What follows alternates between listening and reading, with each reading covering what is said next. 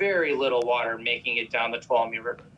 So on average, 79% is diverted and 21% remains in stream, but that's the average, including all the big wet years. And if you start looking at the drier years, it's more like on the Tuolumne River, as little as 9 or 10% remains in stream and 90% is diverted.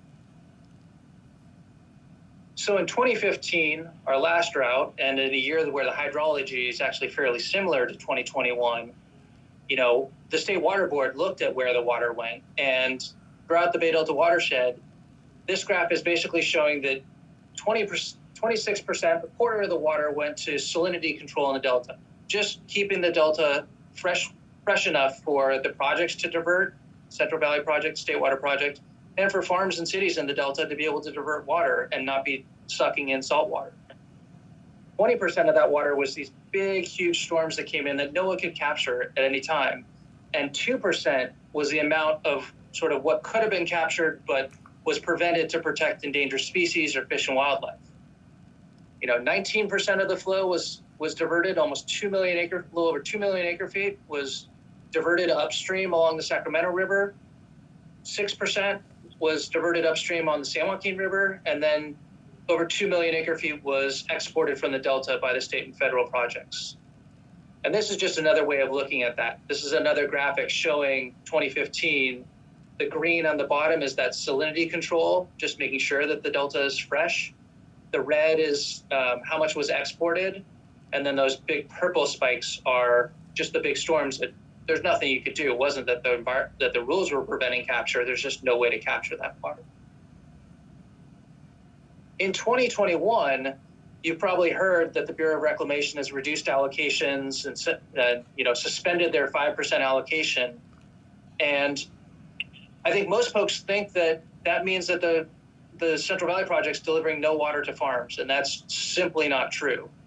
This is the table from the Bureau of Reclamation, and it shows that they're on track right now to deliver 3.8 million acre feet of water this year, the vast majority of which is going to agriculture. So along the Sacramento River, north of the Delta, it's I think the water rights line. You can see that they have what are known as, these are the Sacramento River settlement contractors. These are big irrigation districts, mostly big, along the Sacramento River, who have entered into contracts with the Bureau for over 2.1 million acre feet of water. And under their contracts, even a year like this, they can only get shorted 25%. So they're still getting 75% of their allocation, or 1.5, almost 1.6 million acre feet of water, which, 1.6 million acre feet of water is almost as much as the city of LA uses in 3 years by comparison. On the Delta, you have what are known as the San Joaquin River Exchange contractors. Those are south of the Delta water rights holders who are also getting 75% of their allocation. And then on the Stanislaus River, these New Melones East Side and East Side water rights contractors with the Bureau, they're getting 100% of their allocations this year. So it's simply not true that the 5% allocation means that there was only 5% of the water supply for farms. On average, looking at the maximum contracts amounts, the Bureau is on track to deliver something like 40% of the maximum amounts this year. Why do we care about this? Well, as you know, we've got a heavily overallocated and unsustainably managed estuary and watershed that's led to this huge number of endangered species. And our colleagues at the San Francisco Baykeeper just filed another lawsuit today to try to get the federal government to list longfin smelt, which is overdue for listing under the Endangered Species Act. And what these species have in common is that they are all been adversely affected by the state and federal water projects and by mismanagement of water in the Bay Delta watershed, this watershed that covers 40% of the state's landmass. If you look at the salmon numbers, when Congress passed the Central Valley Project Act in 1992, the goal was to double the salmon, the natural population, the natural production of salmon. And so we would not hatchery fish, but wild fish, we were going to increase production. And what we've seen since then is rapid declines, particularly for winter run but also for spring run and fall run. Salmon, all of our runs, California is unique. It's the only place on earth that has 4 runs of salmon, including a winter run. And we are in the unique, unfortunately, we may make ourselves unique by wiping out some of these salmon runs in the next, if not next couple years. We are on a very bad trajectory. And that's seen by, this is the latest population estimate for Delta smelt this year. And they haven't caught a single Delta smelt in any of their surveys since, I think, January. So the estimated population has been 0 throughout this entire watershed. What was historically one of the most abundant species in the Delta now can't be found anywhere. As I said before, we've got 4 runs of salmon. They're all named for when the adults migrate upstream. So the winter run migrate in the winter through San Francisco Bay and then start swimming up the Sacramento River. The spring run come later into the spring. Their peak migration is more of the May-June period. And then the fall run come in the fall. The late fall run is a much smaller run. We haven't focused on them as much. Most of the focus has been on the winter run, which is endangered, spring run, which is threatened, and then fall run, which is the backbone of the state's salmon fishery. And we produce 25 to 30 million hatchery salmon smolts each year, and we're still struggling to maintain this run because we have just such inhospitable conditions in our rivers. And then they all spawn at different times of the year. And that's important because most of these salmon, because we built dams on almost every river in California, they're having to spawn below these big dams. And so maintaining temperature control below the dams is critical because historically these fish would have swum up into the high headwaters where they would have found cool water. And that's why they were evolutionarily adapted to spawning at these times. So now, winter run is only found below Shasta Dam. We're trying to start a new population in Battle Creek, but that's just getting started. And they typically spawn in the summer months. And so we have to maintain temperatures starting in like May, potentially even a little bit earlier, through September or October. You don't see the juveniles start to emerge from their reds until, depending upon when the red was laid, September, October, November. The fall runs typically spawn next. And so they're spawning in like October, and then you see the spring run come in right after them. And so it's, we really have to maintain temperatures by and large through the beginning of the winter, and then the seasonality changes and, the water starts cooling because the air is getting cold. But winter run is really challenging because they are spawning in the summer when the temperatures are the hottest. So part of the reason why we care is because, particularly for winter run, we have a very well-known relationship between the amount of water in storage behind Shasta Dam and the ability to meet temperature control for salmon. And if you have less volume of water, then you're going to end up more on the left-hand side of this graph and seeing temperatures that are like 56, 57, 58 at Clear Creek, which is typically where the fish spawn. And temperatures above 55 start killing salmon. And so we've seen some really bad years, and this is the graph, this is the initial graph from the National Marine Fisheries Service for this year. And it is grim. They are estimating that 89 or 90% of the endangered winter run salmon will be killed this year below Shasta Dam by lethal water temperatures. And you can see this in this graphic.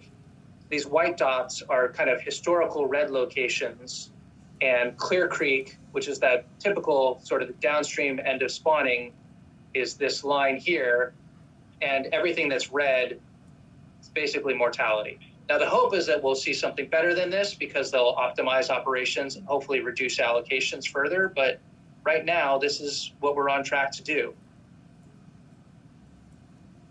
This is a graphic showing the Shasta temperature control device. And it's important because this was built coming out of the Central Valley Project Improvement Act in order to be able to access more of the cold water in the reservoir, particularly during the summer, to better maintain temperature control while still providing hydropower. So what you see is that we have a series of gates on the left-hand side of this graph showing the upper gates. And here, unfortunately, this is likely what it's going to look like again. This is from 2015. this is probably what 2021 will look like, which is really bad news. The red water is really hot, like 70 degrees, totally lethal. The orange is in the 60s.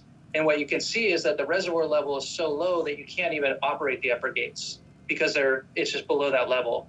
And here the middle gates are closed because the water's so warm that you'd have 70-degree water coming out, or warmer coming out of the lake and just killing all the salmon.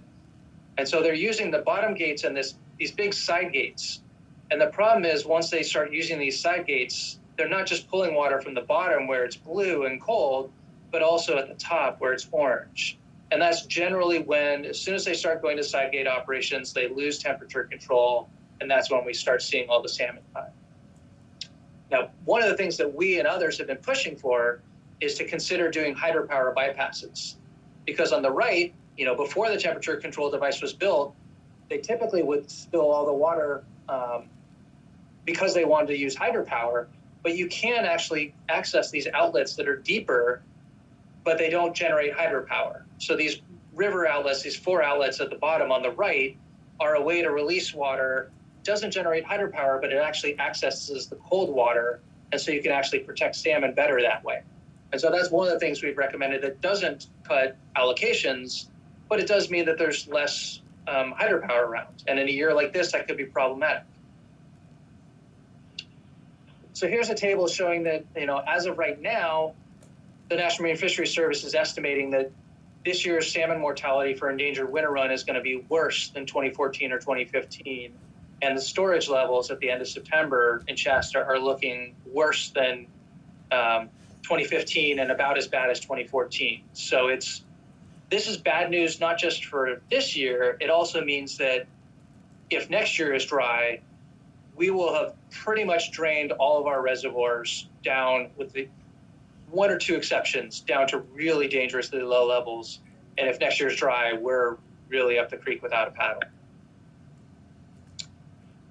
One of the things that we always try to keep reminding the Water Board and others is that this just isn't about winter run salmon. It's also about fall run Chinook. That's the backbone of the salmon fishery. And the salmon fishery is facing a really bad season this year, in part because we've had low survival, and in part because Klamath stocks are in really bad shape. And so there's a really short commercial fishing season this year and not a great recreational season either. And it's not just about Shasta Dam. It's also on the Trinity River, on the Feather River, on the American River. We're likely to see temperature impacts for salmon and steelhead all across the Central Valley. And that's because Shasta Dam on the Sacramento is unique in having a temperature control device. Most of these other dams do not. And so they have less ability to control temperature in terms of what's released. Another reason why we care about this, one is the temperature, killing fish. The other is that the survival of fish in these rivers is dependent on how much water is flowing in them. And these are graphs from a couple different studies done by National Marine Fisheries Service and California Department of Fish and Wildlife in the Sacramento River, showing that as flows increase, the survival of juvenile salmon migrating downstream also increases. And we've seen that in small-scale experiments. We've also seen that over looking at years. And so in 2011, when we had really wet year, we had 60% survival, whereas the drier years, we had 15 to 35%. The flow matters. And that's also true on the Stanislaus River. The volume, the cumulative discharge, was the single most powerful explanatory variable for survival. Temperature didn't have a big impact there. The temperature in the winter and spring months, not spawning temperatures, and the number of spawners didn't have a big impact. It really is flow that's driving that relationship. So dry years are also bad for species in the Delta. And one thing I just want to point out here is that in general, the Bay Delta Water Quality Control Plan, our Bay Delta Water Quality Standards, are much weaker in dry and critically dry years. And so you can see the volume of water that you typically see moving through the Delta. In like February of a wet year, you might average almost 100,000 acre feet. And in a critically dry year, we're talking about 10,000 or 7,000. And pretty much all the standards in the plan are weaker in dry and critically dry years. Now, the good news for this year is that they're not planning to waive water quality standards in the Delta like they did in 2014 and 2015, where they basically waived every standard protecting fish and wildlife, and the only standards that applied were water quality salinity standards to make sure the projects could pump water. But even without waiving standards, the plan is way too weak to protect fish and wildlife, and that's part of the reason why we have so many endangered species here. And this is a picture of harmful algal blooms from last year in Stockton, and the real concern is that with low flows, high temperatures, and long residence times, water sort of sitting stagnant, we see a real tremendous growth in harmful algal blooms. And at least anecdotally, we saw the blooms really start in 2014 and 2015 with a real vengeance when we waived water quality standards, we put in the salinity barrier, and they really haven't gone away since. And the concern is that a year like this with really low flows, we're going to see really bad harmful algal blooms as well. So it's not just about fish, it's not just about fishing jobs, it's about everybody who recreates or lives in the Bay Delta as well. And it's really about all of us.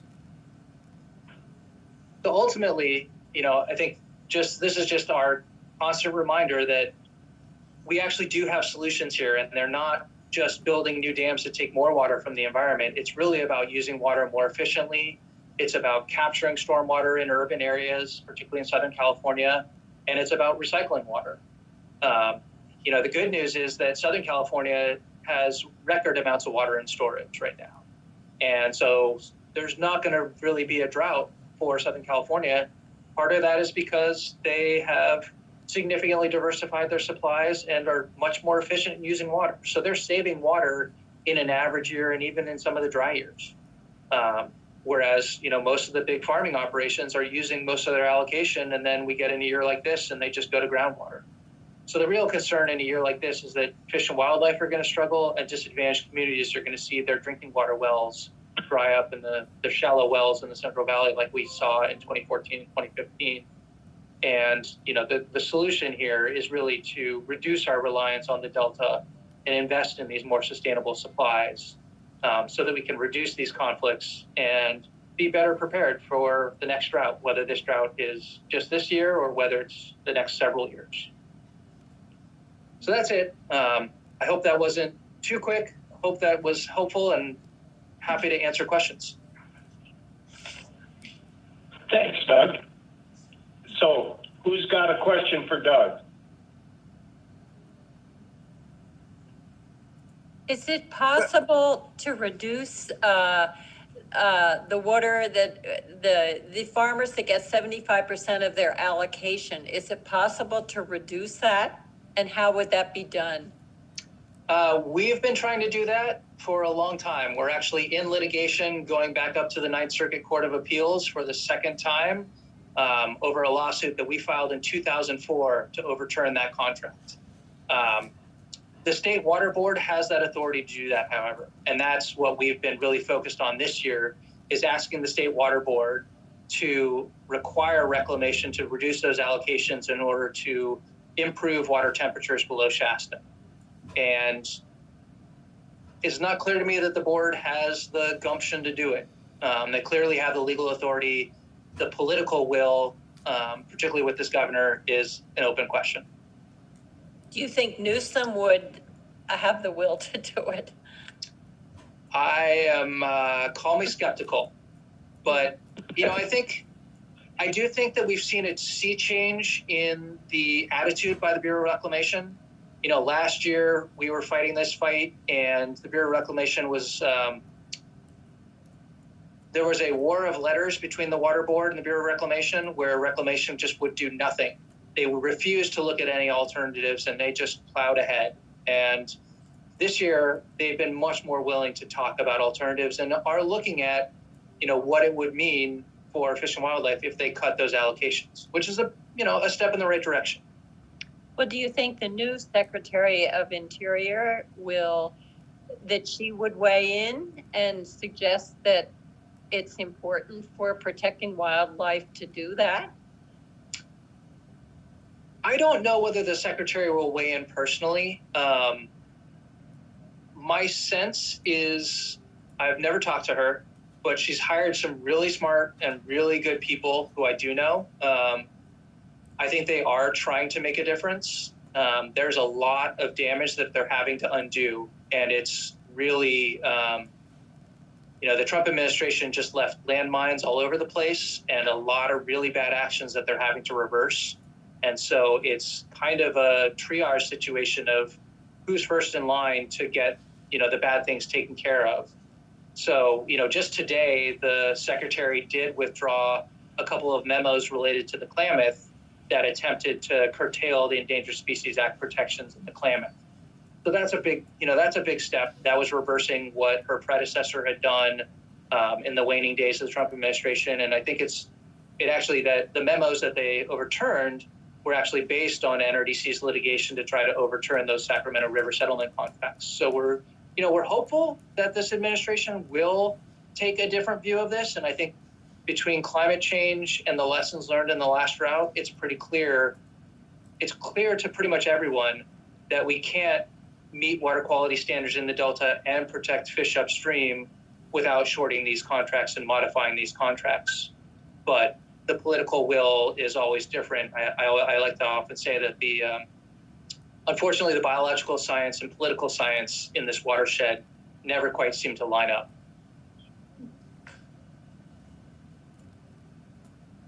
Frank, do you have your hand up there?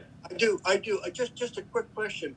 Doug, before you came on, we had a presentation on the Los Vaqueros expansion of their capacity. They're going to increase their storage by 72%. That's going to come out of the Sacramento San Joaquin Bay Delta. And the presentation said, they just have one small straw in the Delta, but a 72% increase in storage during this time seems a little crazy. What do you think? So we have not opposed that project. And I think one of the things that I try to always keep in mind is the difference between storage capacity and how much you're actually diverting. And the way that they have proposed to operate the facility, and I haven't looked at it in a while,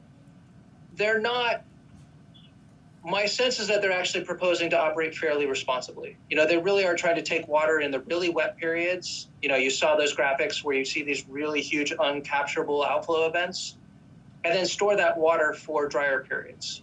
And I would contrast that with the site's reservoir project, which we do strongly oppose, because they're proposing to divert unsustainable amounts of water that really will harm salmon migrating downstream.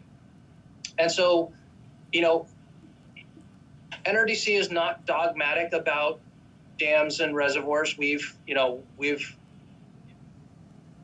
accepted that there may be a place for, things like expanding Los Vaqueros, and that if done properly, it doesn't necessarily have to harm the environment. But where it does, where they propose to operate and divert unsustainable amounts of water, like at sites, we will call them on it and oppose it. Does that make sense? Okay, I belong to another group that monitors the salinity content of San Francisco Bay and the Carquinez Straits. And the Carquinez Straits are running around 2% salt at this time, upper Carquinez Straits, and it's usually almost fresh water this time of the year. I'm not sure where the salt's going to be come June or July, the salt percentage, but as we take more and more water out of the Sacramento San Joaquin Bay Delta, the salinity content is just moving further on up the Carquinez Straits, on up into the Delta. Are state and federal agencies taking all that into consideration? They are. We would say they're not doing enough. So one of the things, when I mentioned that the water quality standards are much weaker in a dry year like this, that's why you're seeing it so much saltier at Carquinez. Because in a dry year, right now, they would probably have to meet outflow of 11,000 CFS. And that would push the salinity line further to the west, the X2 position. But this year, the outflow standard is only 7,100 for this month. So it's pulling salinity further to the east. And then next month, it's so dry that the salinity standard goes down to 4,000 CFS, and it will be 4,000 or 3,000 through the summer. And so we're going to see it get really salty in the strait. Thank you. This is Heinrich. I just want to say one thing in defense of Los Vaqueros. As those folks pointed out tonight, the expansion of the reservoir does not involve an increase in the water rights of Contra Costa or any of the partners. They'll have more storage, but at least on its face, that should not translate to more water being taken out of the delta, and especially they have the option by having this storage that they can take that water in the times when it's freshest, which is what they want, but that's also the time that it has the least environmental impact when the flows are very high. Totally agree. I mean, if you have 150,000 CFS flowing through the delta, taking 2,000 CFS is a much smaller, negligible impact. Whereas if you have 5,000 CFS flowing through the delta and you're taking 2,000 CFS, that's, death for everything, basically. I would say back to that, though, that we need to be mindful that, as with California freeways, when you build capacity, it gets used. Totally. So, Yeah, there's always that political pressure, right? Like, it's whether it's induced demand or something slightly different. You saw this with the tunnel debate, right? Like, oh, we will only use it 1/4 of the time. Trust us. I trust nobody. I trust rules. And part of why we want to update the water quality control plan is because right now the standards aren't adequate. But if you actually had, stronger rules that applied across the watershed and applied to everybody, then you would have a better sense of, because you're right, all of these diversions add up. And cumulatively, what we're seeing is the problem of too many straws chasing not enough water. And, Contra Costa has been really good about investing in other supplies and improving efficiency. And, I think that we've made the decision that we're not going to oppose that project. We're going to focus on going after sites and the Shasta Dam raise and some of the really egregious projects out there. In part, just the limited bandwidth, and in part, because when we looked at the project, as Heinrich said, it didn't look like it was actually going to increase diversions at harmful times. But it is something we have to watch out for, 5-10 years down the road. If you get a new general manager, a new board of directors, things change. Do they all of a sudden decide that they want to try to do something different? And that's why, protecting the environment is constant vigilance. These battles never get won. They always just are continually relitigated. Yeah, especially because now we're going to get a lot more pressure on real estate again. That's happening economically. Is there any way to raise the price of water more during drought times such that farmers just can't afford to buy it?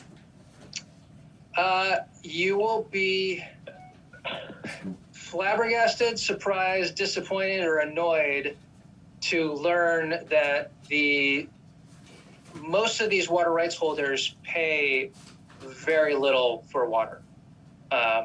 No one pays. Take that back.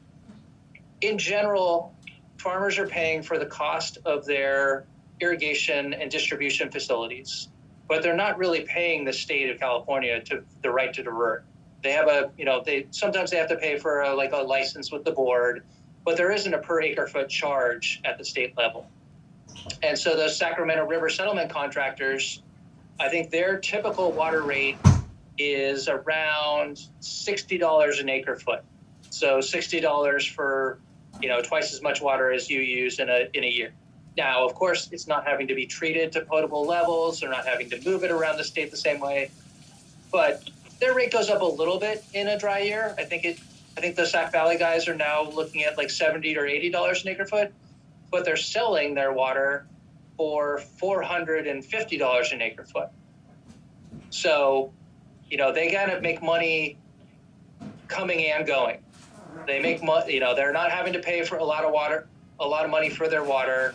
Then they're growing rice or almonds or other crops that are earning, potentially as much as $1,000, a couple $1,000 an acre. And then if they decide the market's not great, then they can sell that water for, 8 times what it cost them.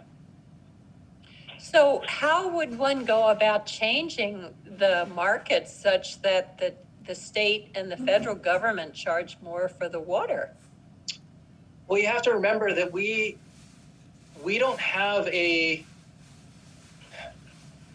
California's water rights system, like most states in the West, has this first in time, first in right, appropriative rights system.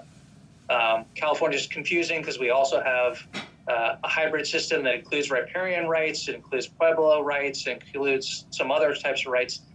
But that appropriative rights system basically means that those who are first here get all of their water before the next person in line gets a single drop.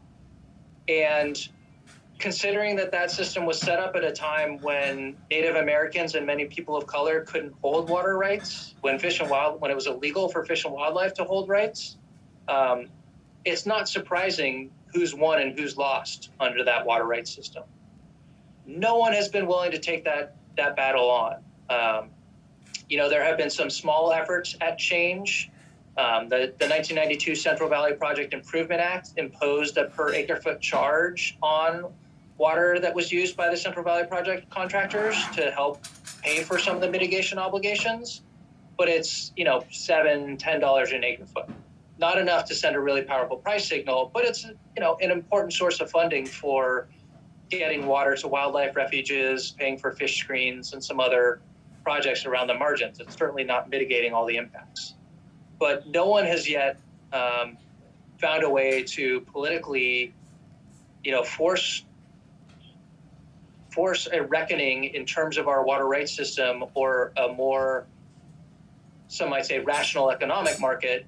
I'm not a huge fan of rationality in economics because I think when we're hyper efficient, we lose a lot of our social benefits like community jobs and communities. But certainly it's, this is, I think, a big part of why our system is so dysfunctional is that, most of the water is going to folks. We don't have a system that is set up to sustainably divert, and the economics all lead towards trying to divert more or just pumping the heck out of the groundwater. Yeah, it makes no sense to me. I mean, I think that they should be paying much more for the water than they're paying. When you consider the externalities, in terms of lost fishing jobs, degraded water quality in the Delta, endangered species lost, it's clear that, they're not paying the true cost of water. But no one is. On the urban side, we're paying for, expensive water treatment facilities, moving water around, all the upgrade and maintenance of our distribution systems. But we're also not paying, a fee to the state that is proportionate to the impact of the water that's diverted. It's just that, urban use accounts for a small fraction of the amount of water compared to farmers. I have a question. I have a question. My hand, I have my little electronic hand up. I have a question. What are organizations like yours in collaboration with other organizations that are concerned about fisheries doing to impact the Biden administration's priorities? I ask that because Jackie Spear has a bill introduced to put money into San Francisco Bay wetlands, but nothing into streams. Jared Huffman has a bill that he's introduced to look at high priority salmon streams, which leaves our little streams in the San Francisco Bay area unaddressed. We've now got the Biden's administration's looking at water infrastructure. It's like nobody seems to be impacting the administration at this pivotal time to deal with the whole variety of stream restoration issues. I realize that flows are the biggest issues in the streams you're talking about. But we have streams where fish migration barriers and lack of spawning gravels and lots of issues for which we need a Corps of Engineers approach to stream restoration. We need the Bureau of Reclamation to be in line. So You're fine. are you reaching out to other groups to try to impact Biden administration priorities? We are. And I think there's probably more going on behind the scenes. And part of it is also just digging out from the hole that Trump left us. So I think the Biden administration I've had one conversation with the acting commissioner of reclamation and a couple conversations with the deputy solicitor at Interior. And certainly many people at NRDC, much higher up, smarter than I do, have conversations at higher levels. But I think we've seen a couple of things. One, we were really encouraged to see the Biden administration put the Trump's biological opinions for the Bay Delta on their list of actions for review, the kind of list of unscientific actions that need to be reversed to protect the environment. And, undoing the damage from the last administration is a big priority before we can really make progress on affirmatively doing stuff. I think there's a lot of talk about water infrastructure, but when you look at what Biden actually has, I wouldn't say look at what he's proposed because we've only seen a 25-page fact sheet, but what he's talking about is not building new dams. What he's talking about is doing environmental restoration projects, doing water recycling projects to take, to water efficiency projects so that we're taking less water and we're helping to mitigate some of those impacts in terms of habitat restoration. Senator Wyden has a bill that we've worked on last year and this year working with Mr. Huffman, and Mr. Huffman's going to be reintroducing his future act that included a lot of money for habitat restoration on small coastal streams. And I was just on a call earlier today about trying to accelerate some state funding for coastal stream restoration and drought mitigation, because we recognize that we're seeing all across the North Coast and really across the state, we haven't really recovered from the last drought in these coastal areas. Between unsustainable groundwater pumping and really dry soil moisture, you're just not seeing the kind of runoff that we did historically. And so these streams are running really low, and we're going to have to start rescuing fish and really looking at ways to try to transform our relationship with some of these coastal streams so that folks aren't having to divert in the summer months when flows are really low, but are trying to do more of the kind of off-stream small stock pond in the winter to get you through the summer. And folks like Trout Unlimited and TNC are doing some of that work as well.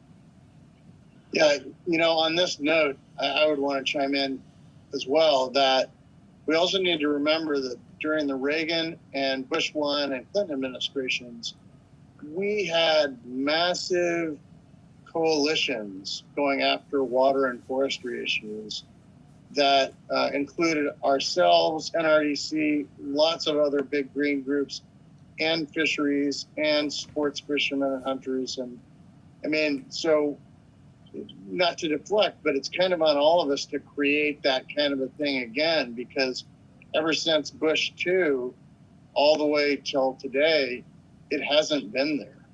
We're just kind of, all the organizations are kind of doing their own thing separately a lot more often, instead of forming that big, powerful coalition type that we had in those earlier administrations.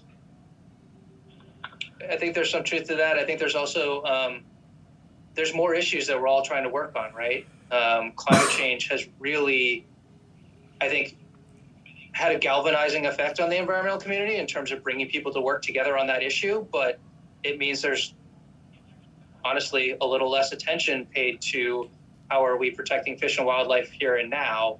And I think I've seen, personally, I've seen a lot more interest and effort from the foundations and sort of the large scale funders on climate adaptation, safe drinking water, and a lot more people-centric work than wildlife and nature-centric work, which is why I got into this business. I love fish. I love rivers. That's why I do this.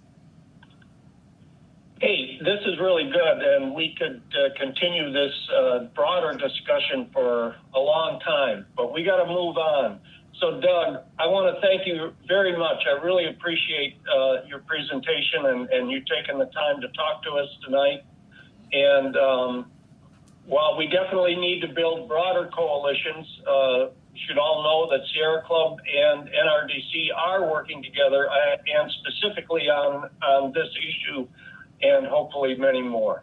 So again, thank you, Doug, and on from there. Well, thank you. And, you know, I can't succeed in this work without all of you guys behind us and in front of us and next to us. So thank you guys. Take care. Good night.